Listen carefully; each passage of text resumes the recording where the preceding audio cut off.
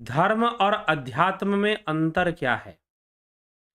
धर्म वह विषय है, धर्म और अध्यात्म में अंतर क्या है? अभी कुछ दिनों पहले, शायद 2 दिन पहले ही किन्हीं जिज्ञासु ने कमेंट में, लाइव चर्चा के कमेंट में पूछा था इस विषय पर कि हम धर्म को कैसे समझें और अध्यात्म को कैसे समझें?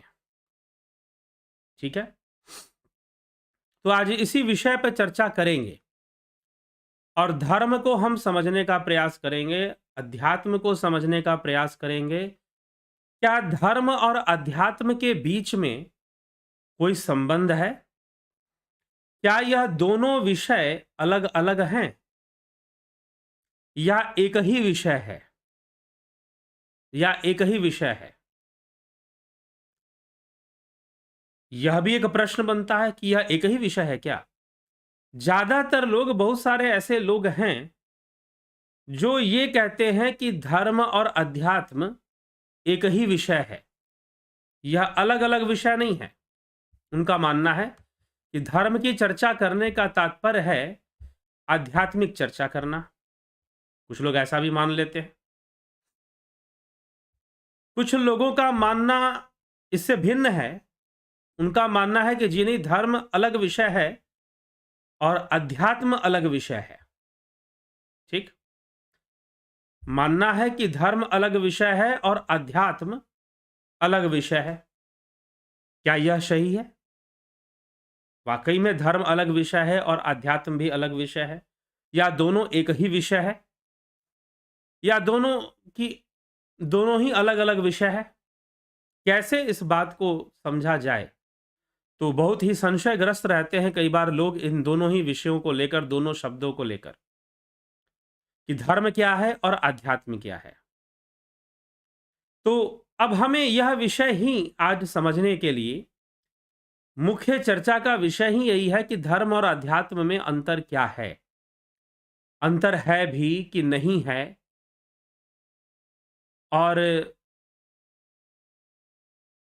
अंतर है कि नहीं है, या फिर कोई अंतर नहीं है, एक ही है, या फिर बिल्कुल ही अलग-अलग है, या कहीं ना कहीं कुछ समानता भी है, दोनों एक जगह जाकर समान हो जाते हैं, कहीं कोई ऐसा पॉइंट होगा शायद, ऐसा भी हो सकता है। तो चलिए इस पे चर्चा करेंगे तो सारी बातें स्पष्ट हो जाएंगी। आप अपने कमेंट करें, अंत में अवश्य आपके कमेंट को भी पढ़ा जाएगा, चिंतित ना हो। तो धर्म क्या है? सर्वप्रथम हम धर्म को समझने का प्रयास करते हैं कि धर्म क्या है। तो धर्म क्या है? धर्म शब्द की जो व्युत्पत्ति है वह संस्कृत भाषा के ध्रुव धातु से बताई जाती है, जिसका तात्पर्य या जिसका भाव, जिसका अर्थ धारण करने से है। क्या करने से है? धारण करने से है। इसीलिए जब भी आप कुछ धारण करेंगे तो वह आपका धर्म हो जाएगा। परंतु यहां धारण करने का तात्पर्य क्या है? किसी भाव को धारण करना, किसी संकल्प को धारण करना। ठीक ना? यहां पर ऐसे तो आप वस्त्र भी धारण कर लेते हैं, तो क्या वस्त्र धर्म हो जाएगा? जी नहीं। वस्त्र तो आपने शरीर को धारण करवाया है, ना कि वस्त्र आपने भाव रूप में या संकल्प रूप में धारण किया हो। जब आप धारण करते हैं एक डिटर्मिनेशन के साथ, एक दृढ़ संकल्प के साथ, तो वह आपका धर्म है। जैसे कि आपने यह धारण किया कि आप सारा जीवन झूठ नहीं बोलेंगे, चोरी नहीं करेंगे, जो कि यम में आता है, या फिर धर्म के 10 लक्षणों में भी आता है। धृति, क्षमा, दया, शील, ये सारी चीजें जो है धर्म के 10 लक्षण बताए गए हैं, उनमें आते हैं। धैर्य होना चाहिए, शम होना चाहिए, शौच होना चाहिए, इंद्रिय निग्रह होना चाहिए। तो यह सारे विषय धारण करने के विषय हैं। यह सारे विषय धारण करने के विषय हैं। यदि आप धारण करते हैं तो वह आपका धर्म है। इसी प्रकार से कहा गया कि धर्म पत्नी है तो धर्मपति भी है, क्योंकि धारण किया गया। पति के द्वारा पत्नी को धारण किया गया, पत्नी के द्वारा पति को धारण किया गया। धारण किया गया, इसलिए धर्म शब्द जुड़ गया धर्म पत्नी। ठीक, उसी तरह से धर्म बहन भी हो सकती हैं, धर्म भाई भी, धर्म पिता भी हो सकते हैं। ठीक, धारण किए गए तो जो विषय धारण किया गया, स्वेच्छा से धारण किया गया, जबरदस्ती मजबूरी में धारण किया गया, वो नहीं।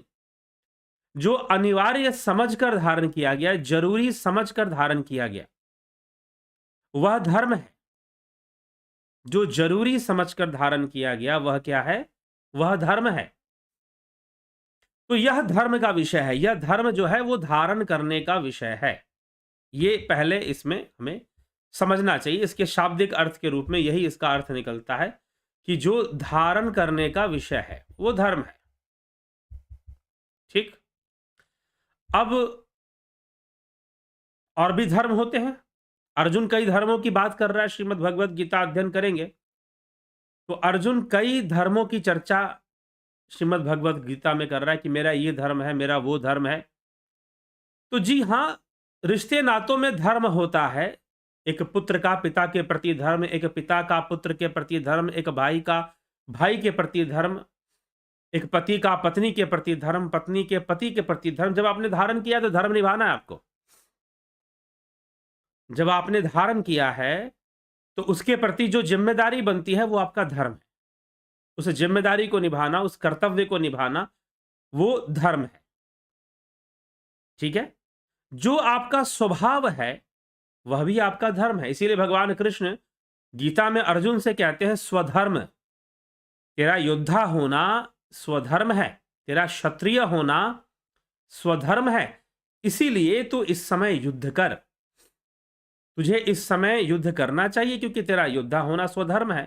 तू अपने स्वधर्म को त्याग कर अगर कोई दूसरा धर्म धारण करता है, दूसरा धर्म यहां पर क्या था? यहां पर दूसरा धर्म क्या था? यहां पर दूसरा धर्म था जो धारण किया गया, जो अर्जुन कह रहा था कि मैं ब्रह्मचारी बन जाऊंगा और ब्रह्मचारी बनकर सारा जीवन भिक्षा मांगकर जीवन व्यतीत कर दूंगा, परंतु युद्ध नहीं करूंगा, ऐसी बात वो कह रहा था। तो तेरा ब्रह्मचारी होना वह स्वधर्म के विरुद्ध होगा, वह परधर्म कहलाएगा, वह मिथ्याचारी होना कहलाएगा, वह मिथ्या आचरण भी कहलाएगा। तो ऐसा तर्क भगवान कृष्ण देते हैं और भगवान कृष्ण कहते हैं कि फिर वह तेरा धर्म नहीं होगा, तेरे स्वधर्म के विरुद्ध होगा फिर वो। तो स्वधर्म का तात्पर्य यहां पर अपने स्वभाव से है, जो नैसर्गिक है। ठीक है, तो उसका त्याग नहीं करना चाहिए। उसका त्याग करने से वह भी पूरा नहीं होता और जो अपना है वह भी छूट जाता है। ठीक, तो ये कई संदर्भों में धर्म की परिभाषा या धर्म का अर्थ कई संदर्भों में लिया जाता है। ठीक, अच्छे कर्मों को मीमांसा शास्त्र के अनुसार कर्म ही धर्म है। मीमांसा शास्त्र के अनुसार जो कर्मकांड की व्याख्या करती है उसके अनुसार कर्म ही धर्म है, क्योंकि कर्मों से ही जीवन में सुख और दुख की प्राप्ति होती है। कर्मों से ही जीवन में सुख और दुख की प्राप्ति होती है। तो शुभ कर्म करने से शुभ फल प्राप्त होते हैं और आनंद और सुख प्राप्त होता है। अशुभ कर्म करने से अशुभ फल की प्राप्ति होती है, दुख और व्याधियां उत्पन्न होती हैं उससे। ठीक है, इसीलिए शुभ कर्मों को करना, संकल्पवान होकर शुभ कर्मों को करना और शुभ कर्म करने हेतु संकल्पवान होना, शिव संकल्पों को धारण करना, तन्मे मनः शिव संकल्पमस्तु। शिव संकल्पों को धारण करना, शुभ संकल्पों को, शिव शब्द का अर्थ भी मंगल है, शुभ है, तो शुभ संकल्पों को धारण करना और उसके अनुकूल कर्म करना ही धर्म है। तो मीमांसा कर्म को ही धर्म मानती है। ठीक है, तो एक विषय है धारण करने का, तो धर्म और अध्यात्म। तो धर्म का तात्पर्य धारण करने से है, धारण करने से है। जो भी आप धारण करेंगे वह धर्म की श्रेणी में आएगा। परंतु यहां पर धारण करने के दो पक्ष हैं। एक पक्ष यह है कि जिसने जो आपको धारण करना है, अर्थात आपने धारण नहीं किया, आपने झूठ बोलना नहीं सोचा, आपने प्रतिज्ञा ली कि मैं सत्य बोलूंगा। भीष्म गंगापुत्र भीष्म ने प्रतिज्ञा ली कि वह आजीवन अविवाहित रहेंगे, ब्रह्मचारी रहेंगे, अविवाहित रहेंगे और हस्तिनापुर की सेवा करेंगे। अपने राज्य की सेवा करेंगे, राजा की सेवा करेंगे, हस्तिनापुर की सेवा करेंगे, उसकी सुरक्षा के लिए प्रतिज्ञाबद्ध रहेंगे, परंतु वह विवाह कभी नहीं करेंगे। तो ऐसी प्रतिज्ञा को धारण करना भी अब धर्म हो गया, उनका धर्म हो गया। तो एक है जो हमने धारण किया, और एक है जो अब कौन सी चीज को धारण करना, संकल्पबद्ध होकर धारण करना। ऐसे ही धारण नहीं कर लेना, संकल्पबद्ध दृढ़ संकल्प के साथ धारण करना, यह धर्म का विषय है। अब एक विषय है धर्म में जिसने पहले से धारण कर रखा, एक तो हमने धारण किया, इसीलिए शरीर का धर्म, परिवार का धर्म, राज्य का धर्म, राष्ट्र का धर्म, ठीक है, समाज का धर्म, इन सभी में अलग अलग धर्म अर्थात आ जाता है। राष्ट्र का धर्म मतलब राष्ट्र के प्रति जो संकल्प हमने धारण किया, समाज का धर्म समाज के प्रति समाज सेवा का हमने संकल्प धारण किया, परिवार का धर्म परिवार के प्रति जो हमने संकल्प धारण किया वो हमारा परिवार का धर्म हो जाएगा। शरीर का धर्म जो शरीर के प्रति हमारा संकल्प है कि हम इस शरीर को स्वस्थ रखेंगे, तो शरीर का धर्म। इसलिए भोजन को भी, भोजन और भोग और रोग, यह तीनों ही शरीर के धर्म बताए गए हैं। तो अगर हमारा अपना कोई शरीर के प्रति धर्म होगा तो वो संकल्पों के प्रति होगा, संकल्पों के अनुसार होगा। लेकिन शरीर का अपना धर्म भोग और रोग है, भोग और रोग शरीर का अपना धर्म है। तो इसीलिए शरीर है तो वो भोगों को भी धारण करेगा, रोगों को भी धारण करेगा। ऐसा नहीं हो सकता कि वो भोग ना करे या रोग उसे ना हो, होगा ही होगा। भोग भी होंगे और रोग भी होंगे, दोनों होंगे शरीर को। तो वो शरीर का धर्म वो शरीर के द्वारा धारण किया जाता है, उसके लिए वो प्रतिबद्ध है, ठीक। तो एक है जो लोग धारण कर रहे हैं। तो धर्म के दो पक्ष हैं, एक बाहरी पक्ष है, एक अधोगामी पक्ष है, एक ऊर्ध्वगामी है। एक जिसमें कर्म है, जिसमें कुछ होना है, और जिसमें कुछ भी नहीं होना है। तो एक तो यह कि आपने धारण किया तो वो धर्म हुआ, और दूसरा जिसने सबको धारण कर रखा है। अब जैसे प्राण का धर्म, प्राण धर्म, प्राण ने शरीर को धारण कर रखा है, मन ने प्राण को धारण कर रखा है, विज्ञान अर्थात बुद्धि ने मन को धारण कर रखा है, और बुद्धि को आत्मा ने धारण कर रखा है। अभी कल ही हमने पंचमय कोशों पर चर्चा खत्म की है विवेक चूड़ामणि के अनुसार। यद्यपि विवेक चूड़ामणि में अभी बहुत सारे विषय बाकी हैं, अभी तो लंबा चलेगा विवेक चूड़ामणि पे चर्चा। तो अब जो है धारण कर रखा है, तो जिसने सबको धारण कर रखा है, तो आत्मा ने सबको धारण कर रखा है। आत्मा ने विज्ञानमय कोश को भी धारण किया है, आत्मा ने, क्योंकि विज्ञानमय कोश ने मनमय कोश को धारण किया है, विज्ञानमय कोश ने मनोमय कोश को धारण किया, मनोमय कोश ने प्राणमय कोश को धारण किया, प्राणमय कोश ने अन्नमय कोश को धारण किया। तो इसीलिए आत्मा ही सबसे बड़ा धारक। तो आत्मा ने सबको धारण करके रखा है, आत्मा ने सबको धारण करके रखा है। आत्मा कहिए, ईश्वर परमात्मा कहिए, परमात्मा ने सबको धारण करके रखा है। सबकी स्थिति उसके भीतर है, उस आत्म तत्व के भीतर है सबकी स्थिति, ठीक है। तो आत्म तत्व के भीतर ही सबकी स्थिति बनती है, आत्म तत्व के भीतर ही सबकी स्थिति बनती है। तो आत्मा ने तो सबको धारण कर रखा है, इसलिए आत्मा भी धर्म है। और जिसे आत्मा कहा जाता है, जिसे ब्रह्म कहा जाता है, वही तो सनातन धर्म है। अब आप समझो कि सनातन धर्म क्या है। पहले तो धर्म क्या है, दूसरा सनातन धर्म क्या है। तो सनातन धर्म कहने के लोग कहते हैं कि धर्म, हम सनातन धर्म हमारा धर्म है, लेकिन सनातन धर्म क्या है भाई? तो धर्म के कॉन्सेप्ट को क्लियर कीजिए। धर्म का मतलब धारण करने से है, ठीक है। मीमांसा शास्त्र के अनुसार कर्म ही धर्म है, वेदांत के अनुसार आत्मा ही धर्म है, योग शास्त्र के अनुसार योग ही धर्म है, क्योंकि योग को धारण करो, योग से ही तुम्हें स्वरूप की उपलब्धि होगी और वही सनातन धर्म है। तो योग और वेदांत किसी स्वरूप की बात करते हैं, किसी आत्मा की चर्चा करते हैं, जो कि जिसको वो सनातन मानते हैं, और उस आत्मा को जानना, उस ईश्वर को, उस परमात्मा को, उस ब्रह्म को जानना, उस ब्रह्म से जुड़ना सनातन धर्म है। जो सनातन धर्म का अनुगामी है वह ब्रह्म को लक्ष्य लेकर चलेगा, यह सनातन धर्म है। सनातन जो कभी नष्ट नहीं होता, क्योंकि आत्मा कभी नष्ट नहीं होती। आत्मा ना नई होती है, ना ही पुरानी होती है, ना वो बनती है, ना वो बिगड़ती है। ठीक है? तो आत्मा को ही सनातन धर्म, और वही धर्म का तत्व भी है, वही धर्म का तत्व भी है। तो ये चलिए धर्म का विषय हो गया। अब हम आते हैं अध्यात्म के ऊपर। अभी धर्म के ऊपर और थोड़ी चर्चा लेंगे अध्यात्म को समझते हुए। अब अध्यात्म क्या है? अध्यात्म के अंदर 3 शब्द हैं, अधि आत्मनः। अधि आत्मनः, अधि प्लस आत्म से जुड़कर बना है आध्यात्म शब्द। तो यहां पर अधि आत्मनः का क्या अर्थ है? आत्मा, एक तो शब्द स्पष्ट है आत्मा, दूसरा शब्द है अधि, अ और धी। तो यहां पर धी का क्या अर्थ है? यहां पर धी का अर्थ है ऊर्जा का स्रोत, ऊर्जा नहीं, ये ध्यान रखिएगा। यहां पर ऊर्जा नहीं कहा जा रहा है, यहां पर क्या कहा जा रहा है? ऊर्जा का स्रोत।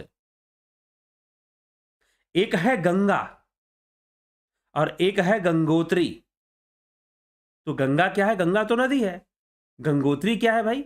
गंगोत्री गंगा नदी का स्रोत है, वहां से गंगा नदी बाहर निकलती है, जगत में हमें दिखाई देती है। ठीक है? तो स्रोत, जो ऊर्जा का स्रोत है, वो ऊर्जा नहीं है, लेकिन वो ऊर्जा का स्रोत है। ऊर्जा तो माया है, ऊर्जा तो प्रकृति है, ऊर्जा तो 3 रूप में काम करती है, जिसको त्रिगुण कहते हैं, सतोगुण, रजोगुण, तमोगुण, यही तो ऊर्जा है। जब तमोगुणी ऊर्जा हावी होगी तो तमोगुणी कर्म होगा, भोग प्रधान कर्मों में आदमी लिप्त हो जाएगा। जब रजोगुणी ऊर्जा हावी होगी तो रजोगुणी कर्म होगा, एक प्रतिस्पर्धा में लग जाएगा व्यक्ति, बहुत धन कमाने में, बहुत बड़ा बड़ा ओहदा प्राप्त करने में, रजोगुण उसके ऊपर हावी हो जाएगा। जब सतोगुणी ऊर्जा हावी होगी तो ज्ञान के पीछे भागेगा, मुझे ज्ञान चाहिए, मुझे आत्मज्ञान चाहिए, मुझे जानना है कि मैं कौन हूं, मैं कहां से आया हूं और संसार कैसा है, उसे संसार के बारे में भी जानने की इच्छा, ज्ञान के प्रति जो है उसकी जिज्ञासा बढ़ जाएगी जब सतोगुणी ऊर्जा हावी होगी। तो ऊर्जा का स्रोत, ऊर्जा नहीं, ऊर्जा का स्रोत।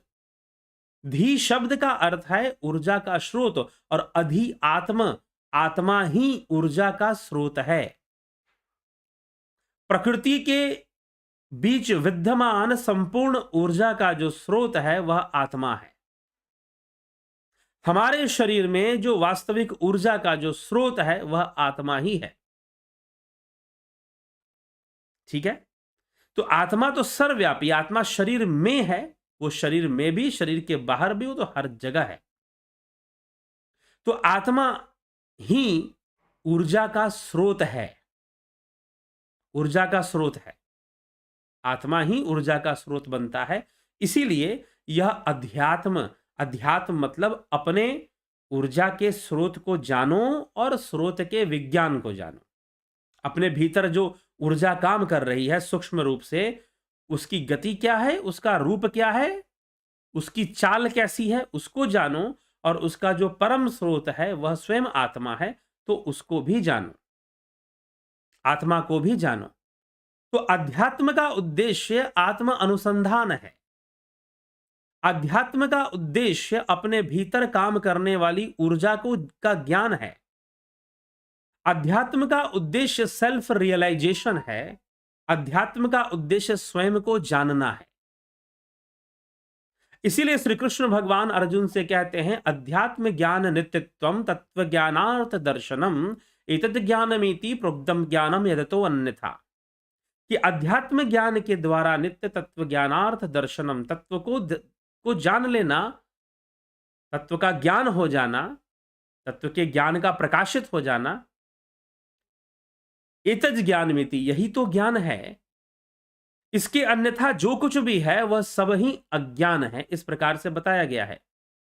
तो अध्यात्म अर्थात जो ऊर्जा का स्रोत आत्मा है, उसकी ओर आगे बढ़ना और ऊर्जा के संपूर्ण विज्ञान को समझना। ऊर्जा के, हमारे व्यक्तित्व में जो ऊर्जा काम कर रही है, उसके संपूर्ण विज्ञान को समझ लेना कि कैसे काम कर रही है, एकाग्रता शक्ति क्या है। तो संपूर्ण योग जो है, यम नियम आसन प्राणायाम प्रत्याहार धारणा ध्यान समाधि, यह ऊर्जा का ही, यह आध्यात्मिक ऊर्जा को विकसित करता है, यह आध्यात्मिकता का ज्ञान कराता है।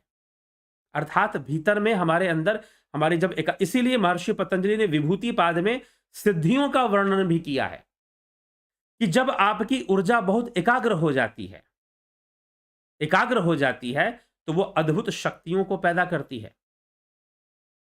साधक के अंदर, योगी के अंदर अद्भुत शक्तियां उत्पन्न हो जाती हैं।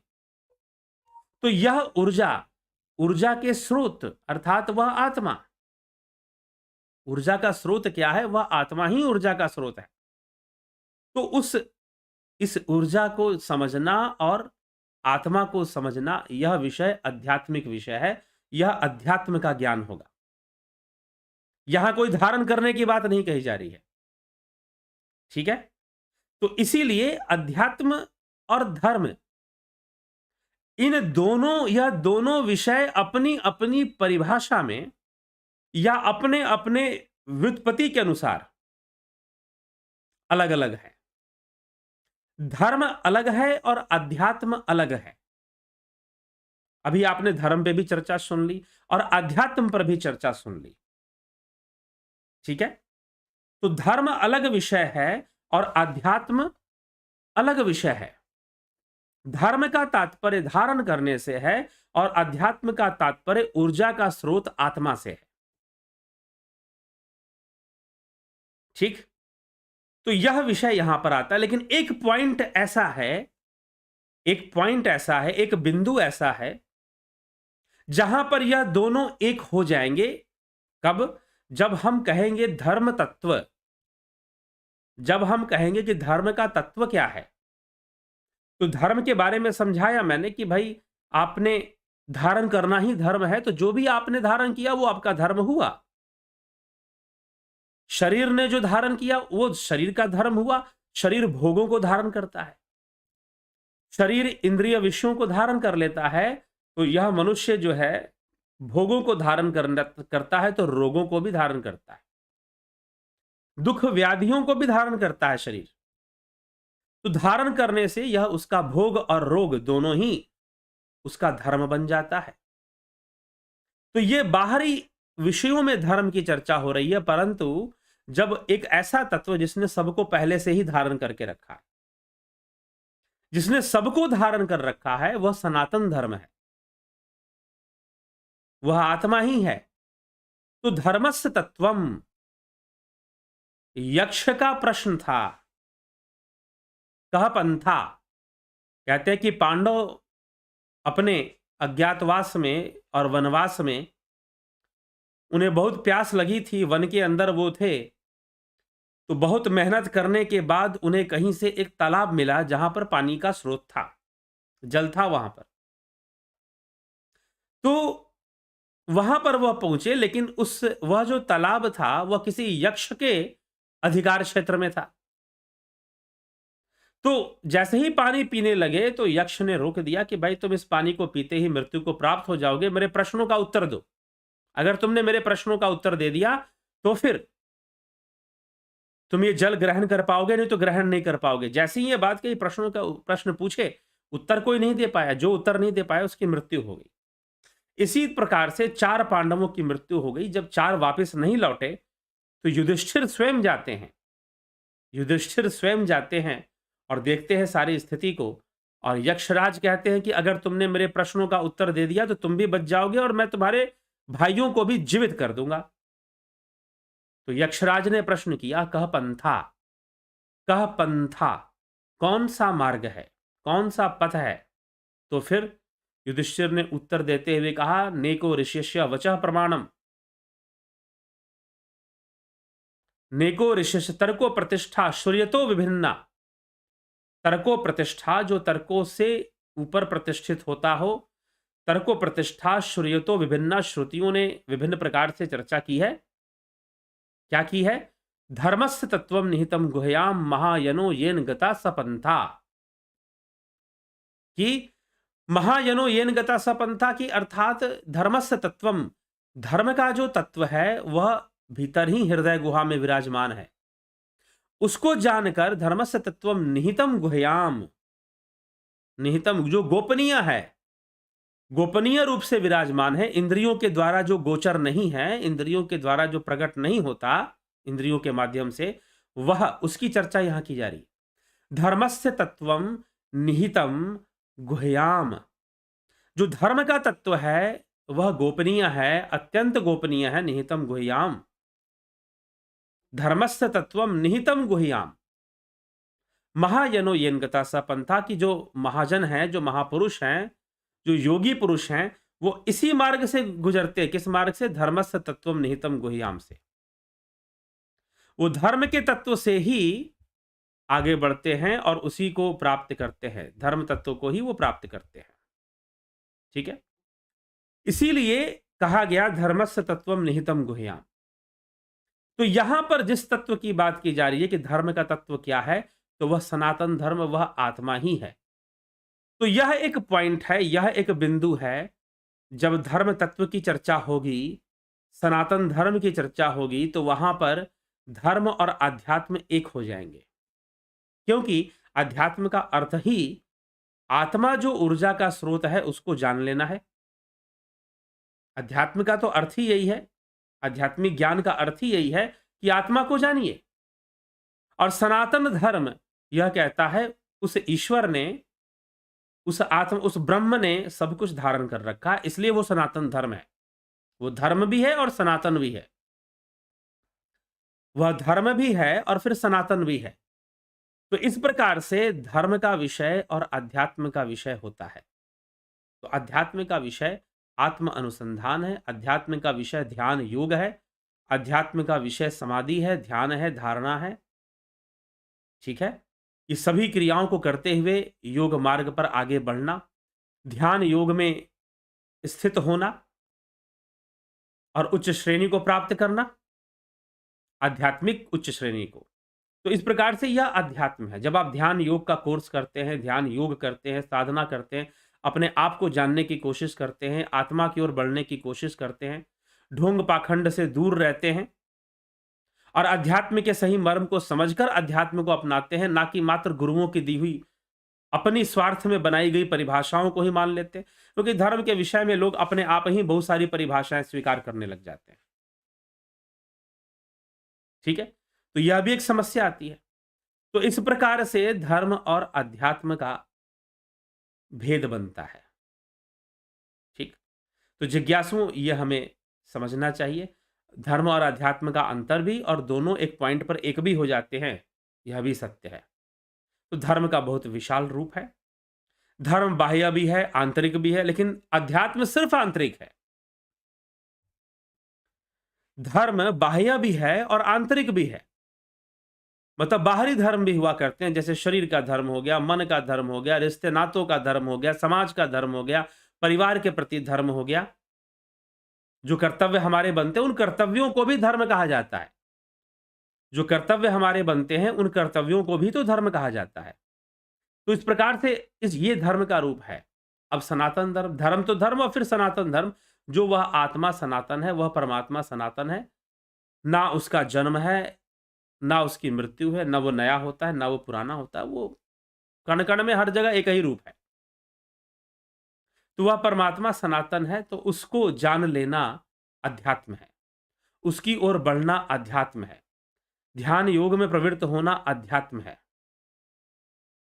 तो क्या ये धर्म नहीं है ध्यान योग में प्रवृत्त होना? जी, धर्म भी है, क्योंकि आत्मा को उसको जानने की कोशिश कर रहे हो जिसने सबको धारण करके रखा है। उस सनातन ने, उस आत्मा ने सबको धारण करके रखा है, इसीलिए वो सनातन धर्म है। ठीक, तो इस विषय को इस प्रकार से समझना चाहिए और मुझे लगता है कि स्पष्ट है, अध्यात्म का कोई बाहरी रूप नहीं होता। अध्यात्म का सूक्ष्म रूप है, अध्यात्म का आंतरिक रूप है। अंतर्मुखी होने का विषय है अध्यात्म। और जो धर्म है, उसके बाहरी रूप भी हैं और एक सनातन रूप भी है जो कि आत्मा के रूप में। तो आत्मा जहां आ गया सनातन धर्म में, वहां पर वह अध्यात्म हो गया। तो यहां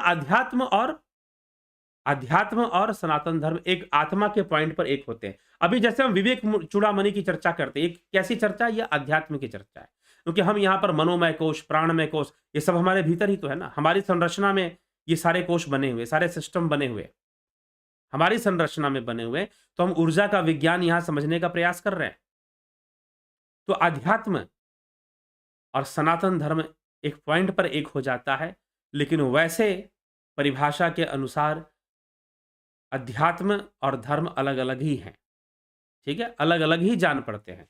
तो ये हमें, इस बात को हमें थोड़ा ध्यान देना चाहिए और इन विषयों को हमें समझना चाहिए। चलिए, अब जो है चलते हैं आगे और चर्चा करते हैं आपके कमेंट्स के ऊपर कि आपने कमेंट्स कौन-कौन सा किया है। ठीक है? क्या कमेंट्स आपके हैं और क्या उनका उत्तर बन पड़ता है? लगेगा कि हाँ भाई, उचित उत्तर हो सकता है तो दिया जाएगा। जगत नारायण जी, बहुत-बहुत अभिनंदन है आपका। विक्रम सिंह जी, बबीता धीमान जी, हरिमोहन गुप्ता, बलदाऊ नाथ योगी, गौरव हरिमोहन जी, जीव कभी नष्ट नहीं होता, प्रकृति का बंधन हट जाता है, क्या उसी को मोक्ष कहते हैं? जी हाँ, जीव है ही तभी जब प्रकृति का बंधन है। जहां प्रकृति का बंधन नहीं है तो जीव ब्रह्म है। ठीक है? जहां प्रकृति का बंधन नहीं होगा, क्योंकि प्रकृति के बंधन से ही 3 गुण है, प्रकृति के बंधन से ही कर्म संस्कार हैं, प्रकृति के बंधन से ही इच्छाएं हैं, प्रकृति के बंधन से ही कामनाएं हैं। और जब प्रकृति का बंधन ही टूट गया तो फिर कैसी इच्छा, कैसी कामना, कैसी वृत्ति? कोई वृत्ति नहीं बचेगी। वृत्ति हरिमोहन गुप्ता जी, वृत्ति विज्ञान को समझिए। वृत्ति क्या चीज है? जीव के अंदर सर्वदा वृत्ति है। वृत्ति है तभी जीव जीव है। सारी वृत्तियों का निरोध हो जाएगा तो जीव जीव नहीं रहेगा, जीव आत्मा हो जाएगा, ब्रह्म हो जाएगा। ठीक, इसलिए कहा गया जीवो ब्रह्म है वनापरा। ठीक, तो ब्रह्म ही परम सत्य है, बाकी सब विवर्त हैं, चाहे जीव हो चाहे माया हो, सब उसी ब्रह्म के विवर्त हैं। बलदाऊ नाथ योगी जी, गौरव सिंह जी, विक्रम सिंह जी, बहुत बहुत अभिनंदन। ज्योति दत्ता जी, सविता नायक जी, स्मृति रस्तोगी बहुत बहुत अभिनंदन है आपका। राजू पाल जी, विंदेश्वरी मिश्रा जी, आपके चरणों में शत नमन प्रभु जी। बहुत बहुत लाभ उठाइए, आप ध्यान योग का भी लाभ उठाइए।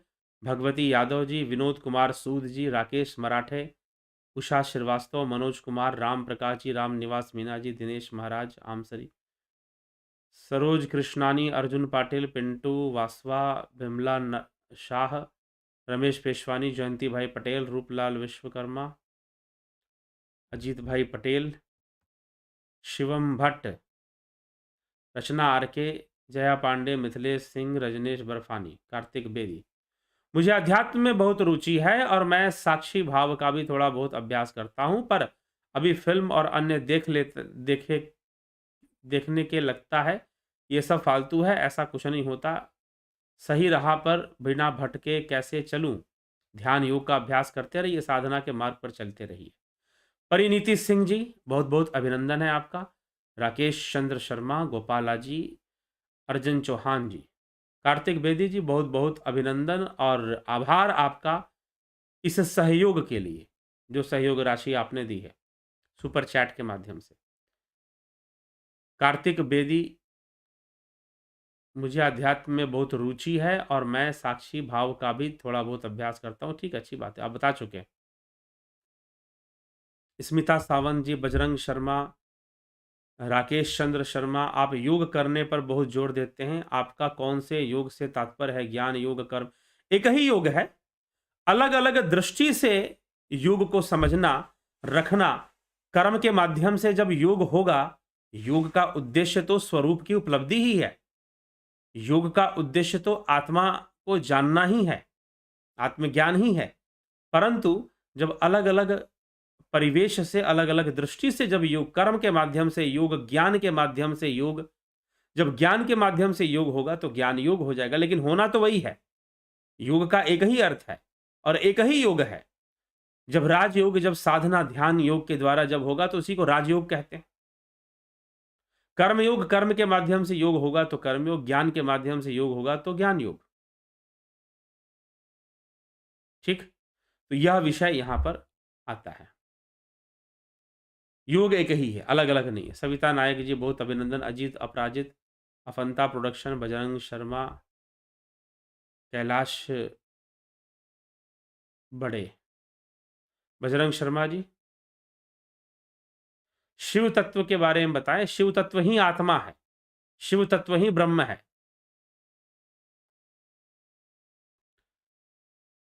सात चक्र का सफल अभ्यास जिससे है, ऐसे पुस्तक बताओ। योग की पुस्तकें आप पढ़िए, उसमें मिल जाएगी। उदय शंकर जी,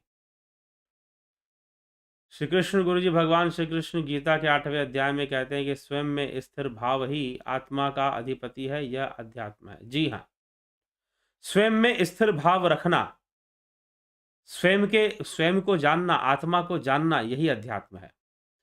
वर्मन मदान जी, अपने आप में शांति मिलती है आपको सुनकर। जरूर शांति मिलती है, तो लाभ उठाइए, लाभ उठाइए। ठीक है, तो चलिए इसी के साथ अब विचारों को यहाँ पर विराम देंगे और कल फिर 9 बजे एक लाइव चर्चा में नए विषय के साथ उपस्थित हो जाएंगे। तो 9 बजे कल फिर से लाइव चर्चा में एक नए विषय के साथ उपस्थित हो जाएंगे। आप विलंब ना करें, आप देर ना करें और समय से यहाँ पर आकर इस लाइव चर्चा का पूरा पूरा लाभ उठाएं। ठीक, तो यह विषय है। और भी कुछ सूचनाएं, जैसे कि कुछ सूचनाएं हैं, जैसे कि बहुत सारे लोग ज्योतिष संबंधी जानकारियों के बारे में पूछते हैं। किसी जिज्ञासु ने बड़ा सुंदर मुझसे प्रश्न किया ज्योतिष के विषय में। किसी ने उनको रिकमेंड किया था कि वह मुझसे कुछ अपनी समस्याओं की चर्चा करें और ज्योतिष आधार समाधान प्राप्त करें। तो उन्होंने ऐसा ही मुझे संपर्क किया और संपर्क करके ज्योतिष संबंधी कुछ प्रश्न पूछ लिए, जीवन संबंधी कुछ प्रश्न जो ज्योतिष के द्वारा बताए जा सके, ऐसा प्रश्न किया। मैंने उनको समझाया, बताया, कई चीजें उन पर चर्चा की। चर्चा करते हुए उन्होंने कहा कि आपके बताने का ढंग बिल्कुल अलग है, क्योंकि जितने भी ज्योतिष हैं वो सब कुछ मटेरियलिज्म आधार पदार्थवादी विचारधारा को लेकर और जीवन में सांसारिक सुख और भोग को लक्ष्य कर ही बातें बतलाते हैं। अध्यात्म को लक्ष्य कर वो बातें नहीं बतलाते। तो दोनों ही जानना चाहिए। अध्यात्म को लक्ष्य करके भी विषयों को समझना और जानना चाहिए, ज्योतिष के विषयों को। ज्योतिष स्वयं में एक आध्यात्म विद्या है, सत्य तो यह है। अध्यात्म विद्या क्यों है? क्योंकि आध्यात्मिक साधना के द्वारा ग्रहों को समझना बहुत सरल हो जाता है। आध्यात्मिक साधना के द्वारा ग्रहों को समझना सरल हो जाता है, इसलिए यह अध्यात्म विद्या का विषय बन जाता है, ज्योतिष भी। तो अगर आप इसमें रुचि रखते हैं और ज्योतिष समझना चाहते हैं, ज्योतिष जानना चाहते हैं, तो आप एक नई चर्चा हम शुरू करेंगे दूसरे चैनल पर, इस चैनल पर नहीं, दूसरे चैनल पर, जिसका नाम है अध्यात्म ज्योतिष। अध्यात्म ज्योतिष नामक चैनल, आप उसे सब्सक्राइब कर लेंगे। जिन लोगों ने मेंबरशिप ज्वाइन कर रखा है, ध्यान योग ज्वाइन कर रखा है, ध्यान योग का कोर्स कर चुके हैं या कर रहे हैं, वो किसी धन परिवार नामक चैनल से जुड़ते हैं, लेकिन वह धन परिवार चैनल ही अब अध्यात्म ज्योतिष के नाम से है। तो आप उस चैनल को सब्सक्राइब कर लें, अध्यात्म ज्योतिष को। अगर आप ज्योतिष संबंधी जानकारियां चाहते हैं तो एक आध्यात्मिक दृष्टिकोण रखते हुए ज्योतिष संबंधी जानकारियां यहां पर दी जाएंगी। अध्यात्म ज्योतिष नामक एक चैनल ही है जिसका नाम ही अध्यात्म ज्योतिष है। ठीक है, तो उस पर चर्चाएं शुरू होंगी। आप जरूर उसको सब्सक्राइब कर लें तो बेहतर होगा। कोशिश करते हैं उस चैनल का लिंक भी आपसे शेयर कर दें। फिलहाल जल्द ही